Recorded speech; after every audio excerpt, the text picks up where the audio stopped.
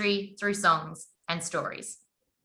As part of Information Awareness Month and Privacy Awareness Week, we are thrilled to welcome Cassie Findlay to present on current trends and developments in privacy. Cassie is a record-keeping, archives, information and privacy professional who has worked in government and private sector roles in Australia and the US. She is currently a principal with Sydney-based consultancy elevenM. Welcome to Cassie.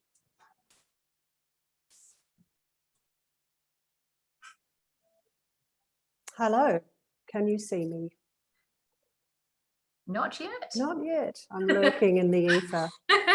We can hear you though, which is that's great. A start. That's an excellent start. I'm sure I'll be appearing soon. James can work his magic. Thanks, Nicola. And that was we saw James. That was exciting, wasn't it? I've done something clever with the slides and now I can't make them go away. Oh, okay. Well, Cassie, if you can start sharing your screen, that should make mine go away. Oh, okay. Will do.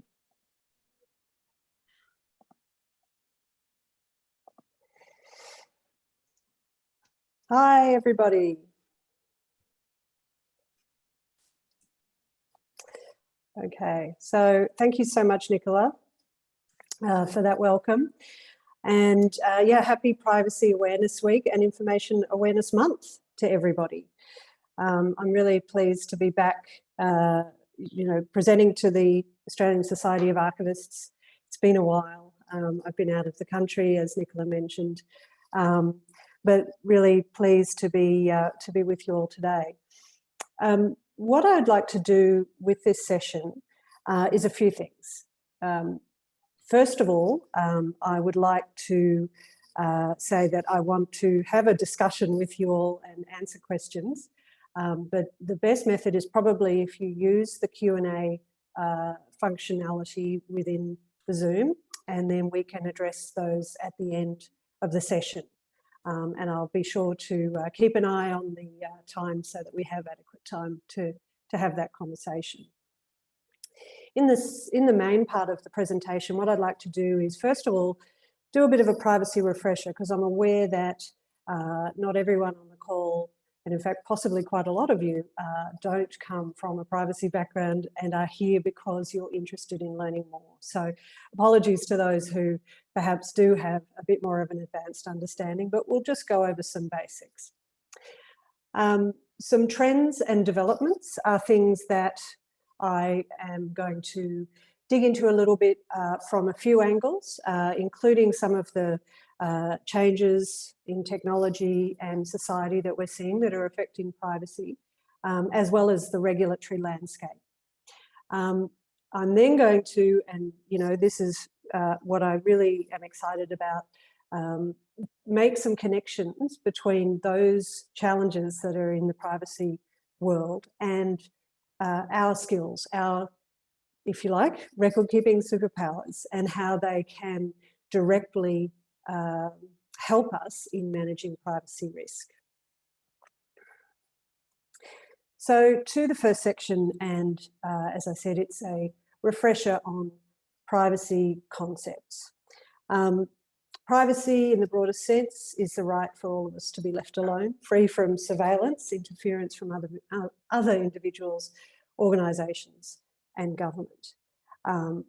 It's a human right as articulated by the United Nations. And increasingly when we think about privacy, we're actually also talking very much about data privacy, how information is collected and handled that is classified as personal information. And that whole area of what constitutes personal information that is about identifiable individuals is a really interesting aspect of privacy that is changing quite a bit, and I'm going to touch on a couple of times in the session.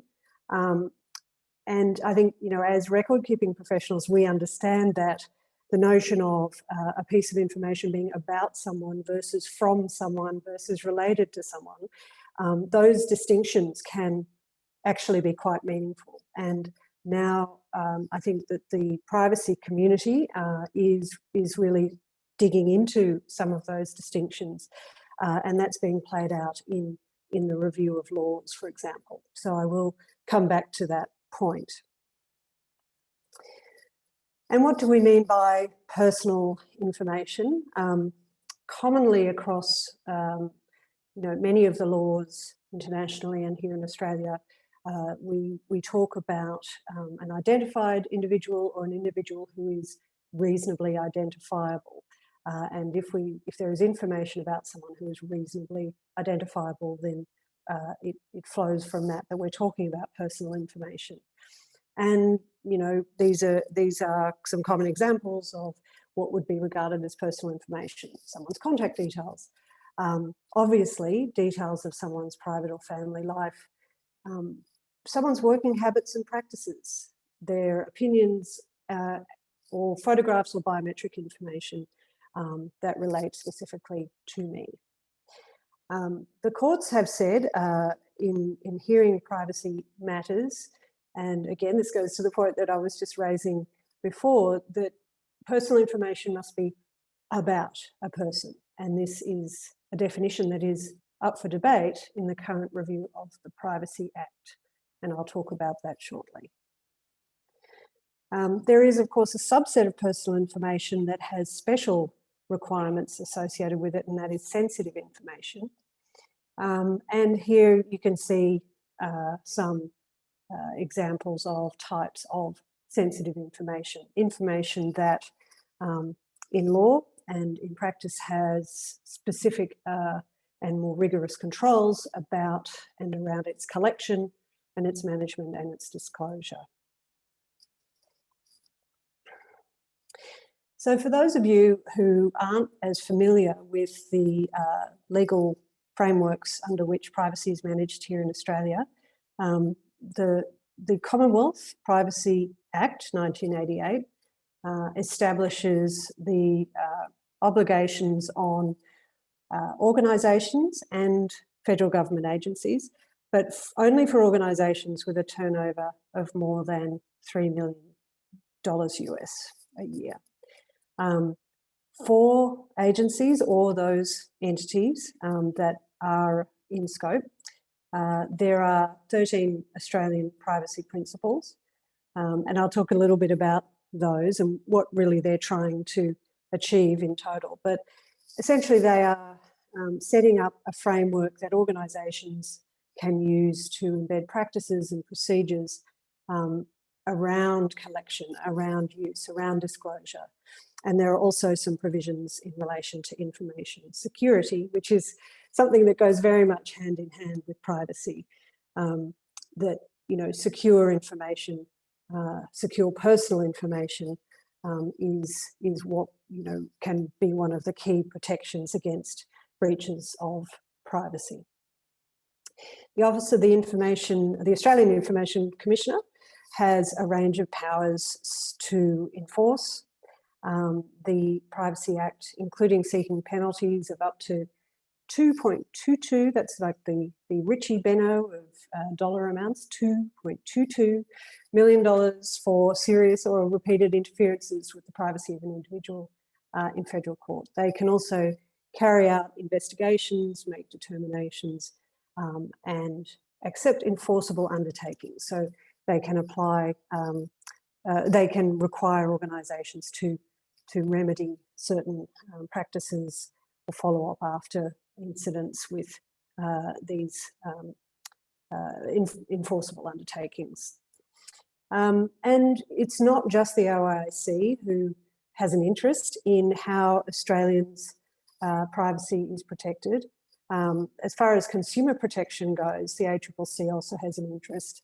And like many other types of practices, deceptive practices, if you are portraying yourself as a good privacy actor in the commercial landscape and you're failing to live up to that claim, then certainly there are other traps that you can fall into from those kinds of regulators like the ACCC. So the privacy principles, there are 13 of them, and they largely reflect principles that have actually been around for a very long time. So, for example, the OECD principles from 1980, you can see reflected in the kinds of principles that we have in the Act today. And there are other similar sets of principles around the world, in fact. They're designed to be technology neutral, and essentially and this is a way of boiling down the 13 principles and all of the sort of considerations that exist within each one of them. We can think about them in terms of what my colleague Melanie Marks from 11M talks about as far as 4 main principles. One is collection minimization. So we're only collecting personal information because we have a need to do so. It is reasonably necessary for us to deliver the services that we're going to deliver to you, to sell products in line with your expectation of that value exchange of giving us information so that we can sell you products or deliver services. That we're only going to use that information once collected for the purpose it was collected for. Always stumble on that. But also that any secondary uses, you know, we are transparent about that, and that, you know, we're not underhandedly using information that we've collected from you about you in other ways that are at odds with your expectations. Transparency is another key principle here that you can find contained within these Australian privacy principles, that we're going to tell people what we're going to do. And clearly having a privacy policy on your website is a key way that you can do that, but there are many other ways. And there are ways that you can tell people what you're doing that are more in the context of the business and the way that they're interacting with you, so that it's more meaningful to them when they understand what you're going to do with the information collection at the point of collection, for example. And finally, as I said, data security is a major element of the privacy principles and overall of how we ensure that we protect people's personal information. States and territories, the privacy law covers obviously federal agencies and those organisations that meet that annual turnover threshold, but it does not cover local, state or territory government agencies, except for the Norfolk Island Administration. Important to get them in there. However, interestingly, some state authorities and instrumentalities are bound by the Privacy Act, and one example would be in the university sector, where you have a university bound by a state Privacy Act, but with a medical centre or a research centre within it that actually is bound by the Commonwealth or the Federal Privacy Act. So there's some interesting nuance there. Of course, most Australian states and territories have equivalent legislation on privacy that covers their public sector agencies, and they typically have very similar types of information protection principles to the Australian privacy principles. And so there is a sort of, again, a common thread of what we're trying to achieve with legislation in privacy across all of those sectors. But, you know, there is variation as well across the different jurisdictions. And for example, on the matter of notifiable data breaches, that is an obligation in the law for certain types of data breaches to notify the authorities, to notify affected individuals, which exists at the federal level. And it's interesting reading some of the reporting that's been going on about how that has played out and the numbers of notifiable data breaches. Just today, this is hot off the press, I happened to notice that in New South Wales, the Minister for Digital and Customer Service, Victor Dominello, announced the move to a mandatory notifiable data breach scheme here in New South Wales. So, you know, that's, I think, an interesting and important element of the accountability of those organisations, particularly government in this case, that collect our personal information, that, you know, if they are breached, and of course this happens unfortunately by malicious actors or by human error, that people are made aware and that there's potentially some ability for them to take action and to respond.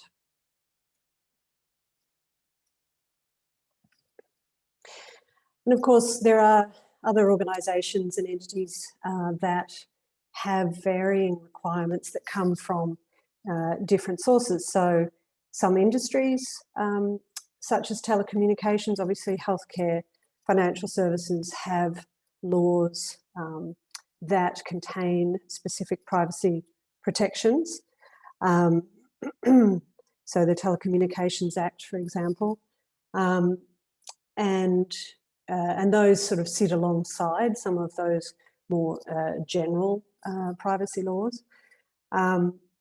And there are also codes or best practice manuals that some groups, some sort of industry groups or other kinds of groups opt into. So, for example, I was just looking the other day to see what the case is for independent schools, and I noticed that the Independent Schools Association, the Australian Independent Schools Association, has a privacy code of practice that you know, is something for their members to use to adhere to best practices with privacy management.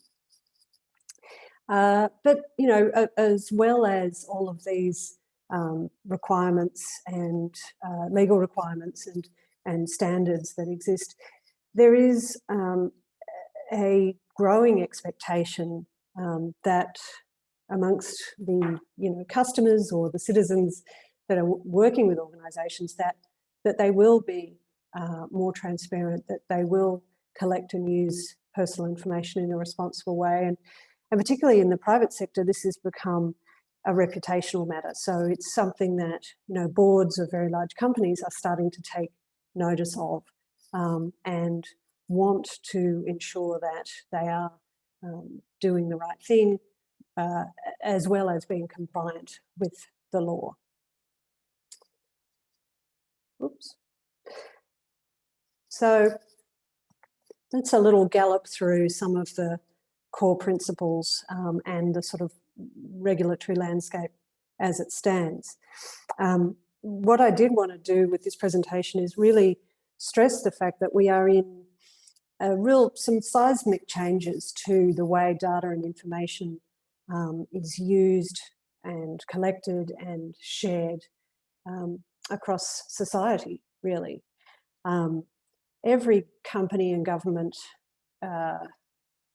in Australia, certainly these days, is driven by data. Data has become a key corporate asset, whether that company is in the insurance business, whether it's selling jeans, whether it's a government agency that is seeking to provide welfare services to people. Data is core to what all of these entities do. And data is exponentially growing and really is being generated and collected in almost every facet of our lives.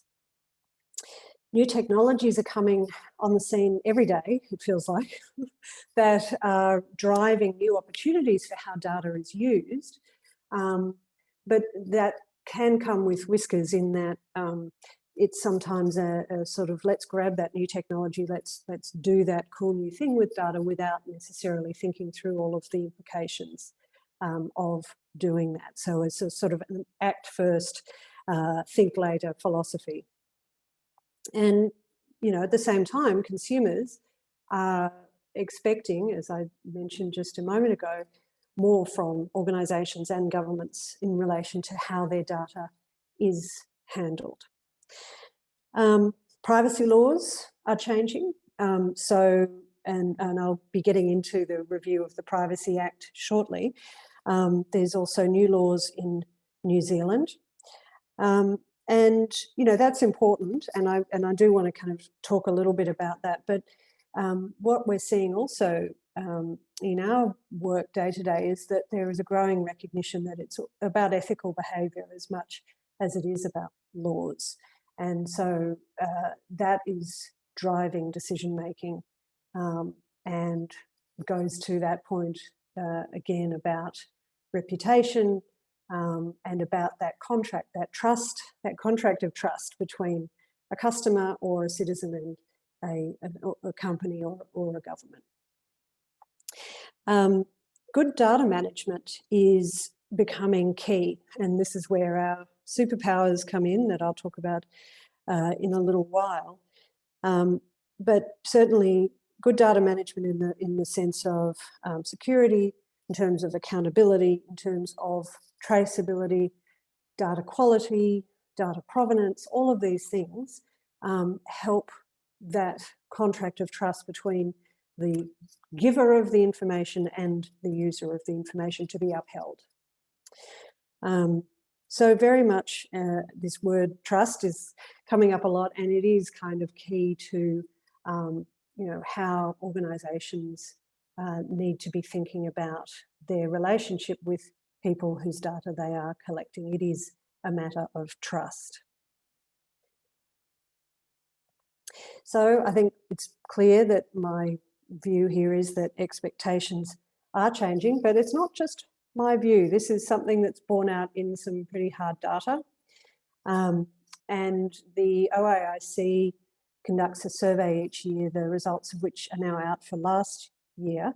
And it is, demonstrating some pretty clear messages from the community about privacy.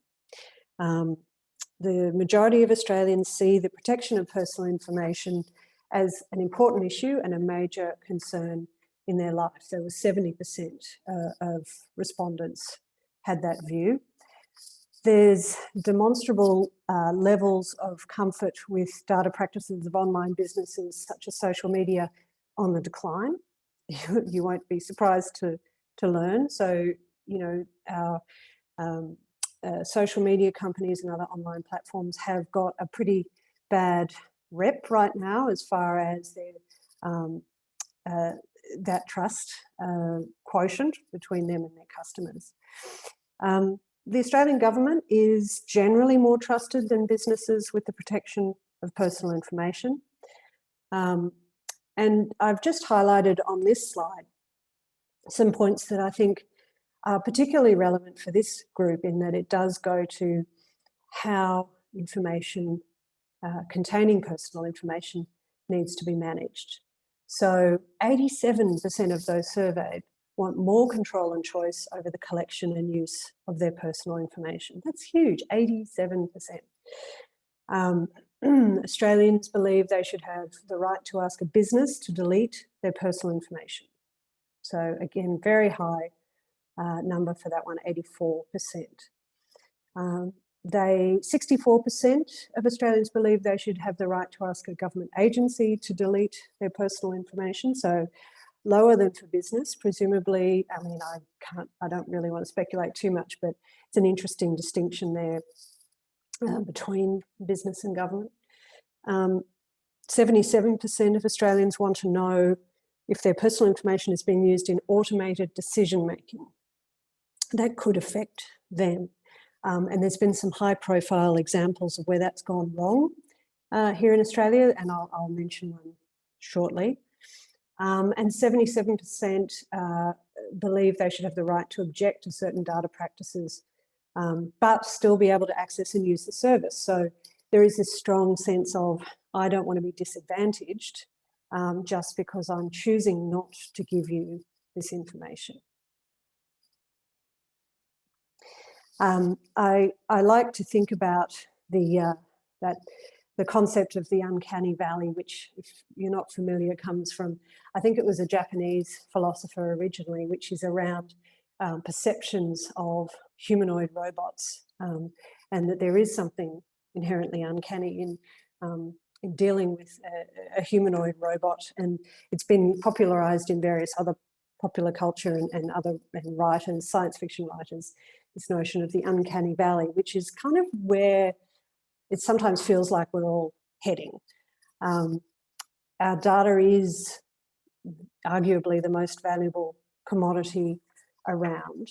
And it's a kind of a cliche, but that's why services like Facebook are free, because the business is the harvesting of your data and its use to advertise to you and to sell advertising space to others. But I think that, you know, that's been the case for a long time, but people are kind of wising up to the fact that their data is valuable. There's some interesting kind of exploration of how to quantify that value in some civil society groups. And people are looking critically at the exchange of, I'm going to give you this piece of data, what am I getting in return? So I think that trend is only going to continue. Artificial intelligence is not really kind of a way out wacky thing from science fiction. It is standard. It's part of so many applications, whether it's, you know, machine learning to help sort through job applications, to some really, some really interesting applications that are in areas that you wouldn't think would be okay with having kind of machines making decisions. There's some famous examples.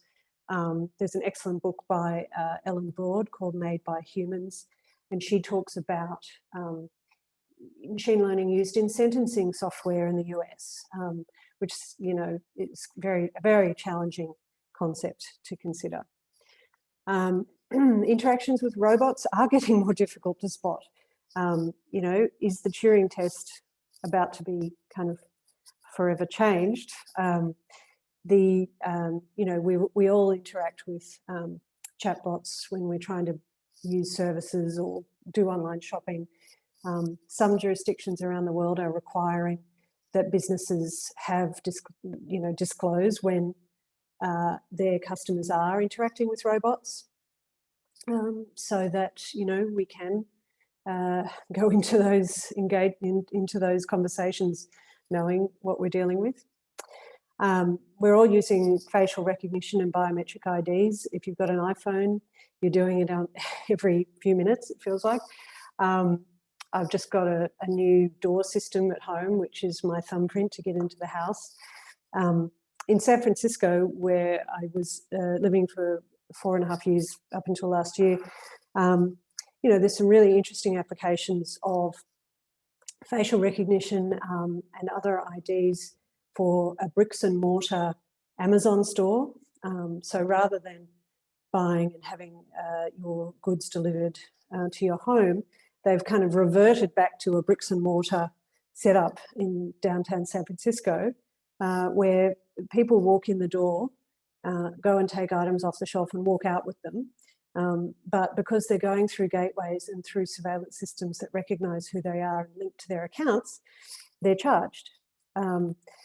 And so, you know, like it or not, this is where we're at. And the use of these biometric IDs is on the rise. And of course, we've got cyber physical systems, whether you're talking self-driving cars through to entire cities. And another colleague of mine at elevenM, Peter Quigley, is working on a very interesting project in that space. And, you know, the rise of the smart city, fully supported with infrastructure and grids and so forth that are technology enabled, is another big trend.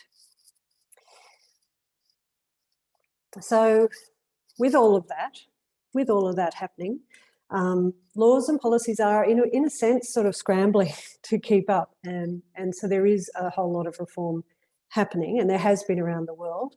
But I'm focusing here on what's happening with the Australian Privacy Act review. Let's do a time check. Good. Okay. So the Act, which is from 1988, which seems, you know, it was our bicentennial year, Brisbane Expo 88, I was there. seems like a very, very long time ago. So obviously, it's a review that I think has been a long time coming. There's, you know, expectations are that the new law will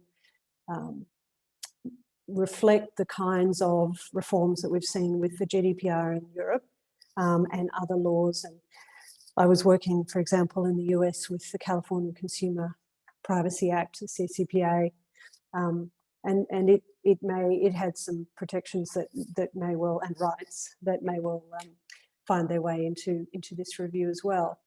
The process will, however, take some time, and I understand that the last major review of the Act took 6 years. So, you know, we shouldn't sort of worry that we're going to miss this train passing us by. We'll have plenty of opportunities to engage, I think. And the ASA has already made a submission on the issues paper, and that's available on the ASA's website. Some of the recommendations that were made included, you know, that change to the definition of personal information. And I'll get into that in a moment.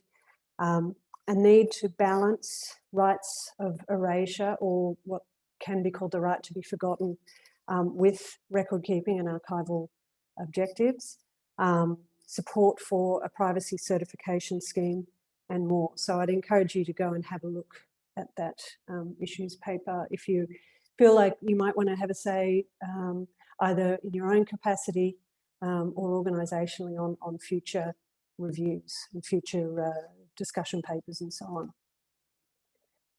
So this idea of personal information is so interesting, because there has been a lot of case law pertaining to this question of whether personal information should, or the definition of personal information should be updated to expressly include technical information, such as metadata about what you're doing, calls you're making, for example, as opposed to strictly information about you as a person.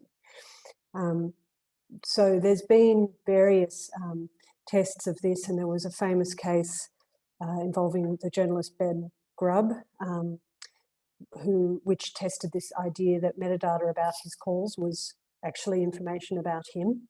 And I mean, to me, it seems kind of apparent that, yes, metadata that says when and where you're making calls and to whom is something that tells us a lot about you, but it didn't pass the test in that case, in that it was deemed to be information about the calls, not the person. And similarly, there are other cases that looked at IP addresses and said, no, that's about a device, not a person. Some interesting kind of conversations to be had there, but I think, you know, what we do know is that the definition is under review. It could well bring in these kinds of data, and we're in a good position as records people in that we understand what information or metadata is kept about people within transactions, other agents within transactions, and we know where it resides and how it should be managed. And so I think those skills will be much sought after going forward. The automated decisions piece is very interesting as well. And so this goes to, you know, algorithms making choices about services that we receive, for example, or famously the case of the robo-debt case, where technology was issuing ultimatums to people about their welfare debts. So it's, and with quite right pushback and concern. So there's a desire here to be, for organisations to be more accountable for when that kind of technology is used, and to make people to disclose when that kind of technology is being used. And I think, you know, again, there's a sort of role here for people involved in making and keeping evidence of business to understand where there are requirements for keeping records of not only decisions to use this kind of technology, but also at the transactional level, notifications and consents of people who are interacting with whatever the entity is, like a government or a company. The right to erasure, or as it's known in Europe, the right to be forgotten, is under consideration. Most of the more recently issued laws and regulations do have some version of this right. Differences do exist in terms of the scope and exemptions and so forth. So it's not the same in every jurisdiction. What will be important is, of course, and this is a consideration that was raised in the issues paper, will be the balancing of individual rights with broader societal interests. And, you know, I think for archivists particularly, I mean, for me, this kind of reminded me a little bit of the whole debate some years back about the destruction of the census forms and the retention of the aggregate information. It's not the same. It's not the same, but there are some interesting questions there about the value of those individual records of people versus the broader picture, and how the archival record will be impacted by a large uptake of this kind of right.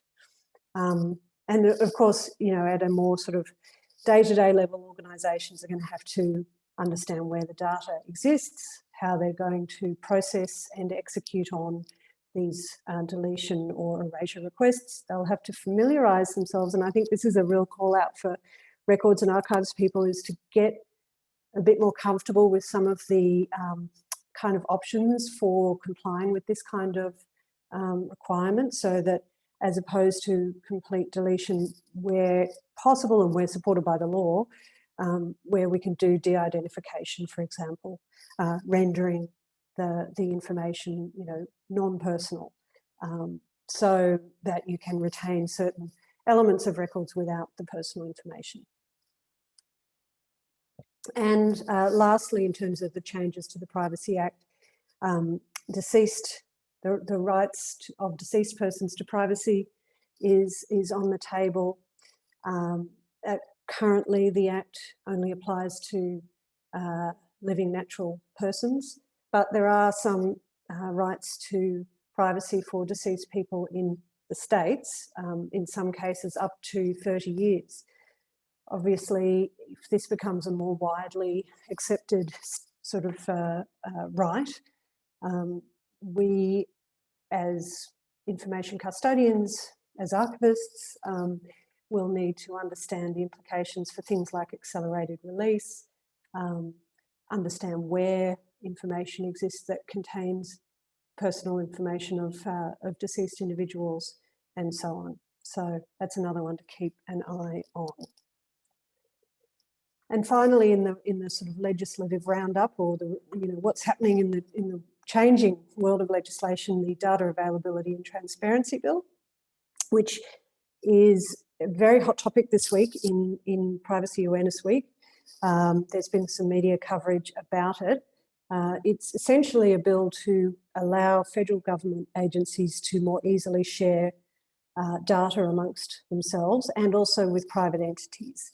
And there's a sort of an accreditation scheme involved, and there's a National Data Commissioner. It's obviously there to try to facilitate, you know, all of the good things that you can do with more data, richer data, better services, and so forth. But there are some very valid concerns that exist about the ease of sharing large volumes of information that contains personal information, and the likelihood of other uses being, that data is being put to other uses that were not agreed to by people at collection. The ASA has made a submission on that bill as well, and it stresses those kinds of questions around accountability and around data provenance and data quality that helps you understand what it is that's being shared and what terms, what conditions should go with those data sets. And my colleague Melanie and Anna Johnson were quoted in The Guardian this week from making a submission on this, that, you know, and they made this sort of point that there is a chance for, you know, greater, for more errors and more inefficiencies to come from overly zealous and rapid sharing of personal information without the kinds of checks and balances that we expect. So to round off the discussion of what's happening in the world of privacy, what isn't happening in the world of privacy, I guess I wanted to sort of bring it back to what we do and what our skills are as records and information professionals. These superpowers really, things like being able to analyse business from a functional and business process perspective, identifying and documenting agents, records and business entities, or as Chris Hurley likes to say, documents, deeds and doers, and to do that over time. It's a skill and a mindset, really, a way of thinking about information flows that is quite unique to our discipline. We think about record creation in context. We think about metadata frameworks, and of course we are the overtime people, and we're thinking about, well, we need this data, this information, this record now, but it has a whole lot of uses and users potentially that we have to think about as well over time. And these are all skills that I used I drew on very heavily when I was working in privacy in the US. In fact, in that one of the key resources that I built when I was working at Gap, the fashion retail company, was a business process inventory that mapped business processes across the company with a focus on those processes that involve collecting, using or disclosing customer information. And I did it in a way that it identified those key entities, the documents, deeds and the doers. It described processes in a technology and vendor agnostic way that was robust, so it would not need to be updated, you know, every week. It provided a really strong scaffold on which to then hang the changing elements. So the new vendors, the changing requirements in this jurisdiction and so on and so forth, and became a valuable resource for myself from a sort of information management perspective to implement things like retention rules and so forth, but also the privacy attorneys that I worked with could very quickly look at a process such as sign up a customer for a loyalty program on the app in the UK. And it's a bit like, you know, Professor Plum in the library with a rope, but you get the idea that you could sort of dive down into different processes in context and see all of those elements and then make adjustments to the process as needed, whether it was because the law was changing or there was some new expectation around the data that was needed to sign that person up to a loyalty program, for example. So I think it was very much a merging of kind of core record keeping skills with privacy objectives. And I think for us as a profession, you know, those skills are going to be so key in meeting some of these future challenges. Working with other people in our organisations to implement rights to erasure or to access or to correction, and to do it at scale when we're dealing with very, very large volumes of data. Tracking changes to business process, documenting those changes, understanding where there are those challenging new uses of information with algorithmic choices, AI and other boundary pushing practices, and really focusing on data provenance is a key to ensuring quality and managing use and managing people's expectations around what they have given consent to when they actually gave their information to the organisation. So that's kind of brought me to the discussion piece of the session. Not too bad on time. Before I forget, and before we go to that, actually no, I'm gonna go to the discussion. Oh, here we go. Wow, there's a bunch of interesting questions here. Okay. Oh, I see. But question rendered redundant. Okay, excellent. So I'm going to go back to the beginning. The Community Attitude Survey mentioned that people believe they have rights to control over the information retention of their data. Were any questions asked about how people wanted to be more able to easily share their data as open banking allows? I don't know the answer to that question. I would definitely suggest going and having a look at the OAC's report on that survey. It was really interesting. But in terms of more easily sharing their data, I think that, you know, that is something that is the tension that we are navigating right now. Is yes, people understand the huge benefits that can be gained from sharing data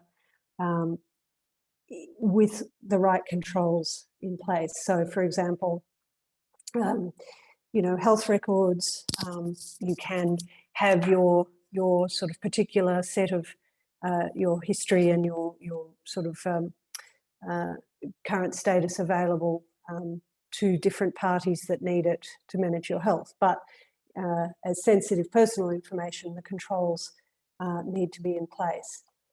So I think that there is a sort of, and there's also an interesting kind of distinction between general societal attitudes to sharing information that, for example, about their social lives on the social media platforms, but then sharing information that is potentially harmful if it is disclosed to the wrong people.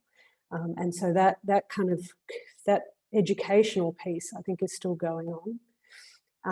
So I'll just sort of say that, yes, it's a great point that there are two sides to the coin. Yes, the consumer data right intentions are being played out in the financial environment. Do I have an opinion about how this right might be rendered retrospective to change access to existing historical records, perhaps at the knotty point with care leavers records? I feel like for me, I don't feel, my sense is that the consumer data right initiatives in the financial sector are going to move more. They're not going, my sense is that the focus isn't going to be around retrospectively looking to sharing of legacy or historical information, but rather move to something more akin to what we have in Europe and California, and that people will be applying to particularly the social media companies, the tech companies, to understand how their data is being used and potentially asking that data be deleted. Of course, there will be definitely sort of specific cases of people who have the interest in the more retrospective and legacy information, but I think that the overall trend is going to be played out to trying to have Google account for what they're doing with your data, or Facebook.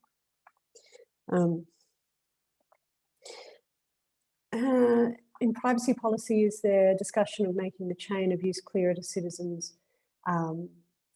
Secondary use should not be at odds with expectations. Citizens are in the dark about what's at stake.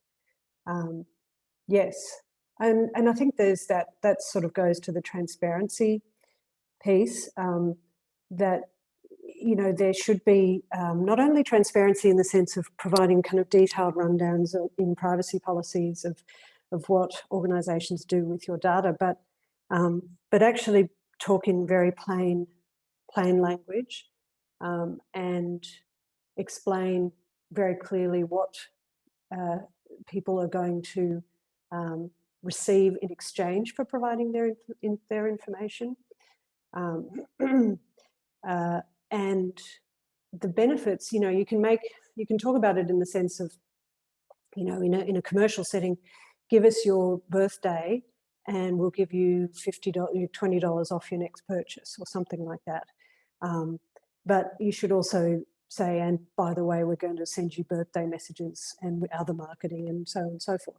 That's one kind of transparency. But when you're talking about government, I think that there's probably, still more work to be done on articulating how the contract between a member of the community and the government accommodates the exchange of personal information, and especially if the government's going to start, sharing information per the new data availability bill. They need to be super transparent about what they're anticipating will be the uses of your personal information. I'm going to see if there's COVID. COVID has seen a large amount of data being collected about who is where, when. How has that data been handled under privacy law? So I can't really talk about specifics because I haven't been involved directly in the initiative, but just as a layperson, I know that the Service New South Wales app, which is the one that we use here in Sydney for checking in and out of places, is something that is run through the Department of Customer Service and therefore subject to the Privacy Act here in New South Wales.